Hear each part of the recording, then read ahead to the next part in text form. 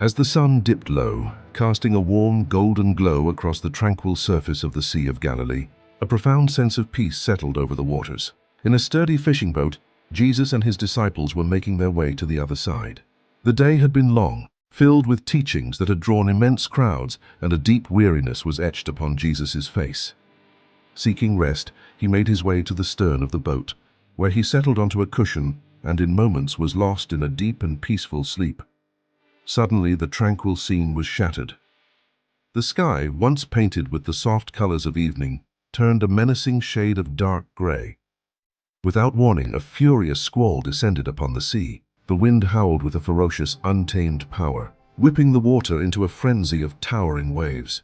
These liquid mountains crashed violently over the sides of the small boat, which began to fill with an alarming speed. The vessel, once a haven of calm, was now a scene of chaos, tossed about like a mere toy in the grip of the tempest.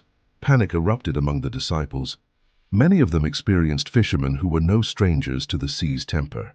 Peter, their bold leader, stood at the helm, his knuckles white as he fought to steer the boat against the storm's might. His usual confidence was gone, replaced by a desperate urgency as he shouted commands that were nearly swallowed by the roaring wind. Nearby, the Apostle John, his eyes wide with a mixture of terror and disbelief, frantically bailed water, his gaze darting from the raging waves to the still sleeping figure of Jesus. The other disciples scrambled across the pitching deck, their faces masks of sheer terror as they battled to keep the boat from being swamped. Overwhelmed by desperation, Peter stumbled and fought his way through the chaos to the stern. He gripped Jesus' shoulder and shook him awake, his voice a raw cry of anguish above the storm's fury.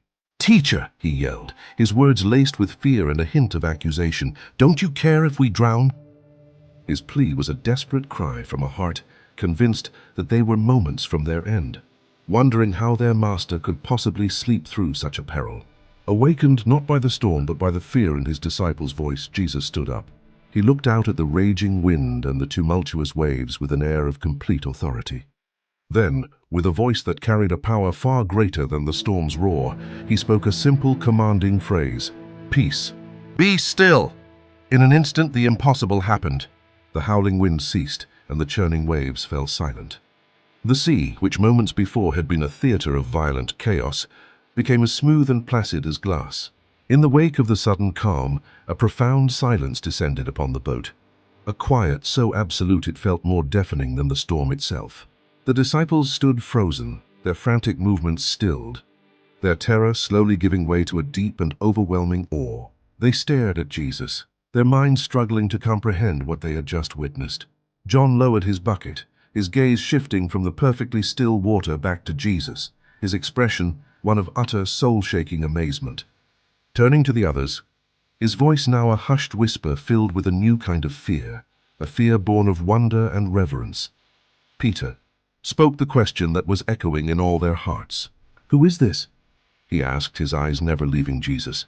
"Even the wind and the waves obey him."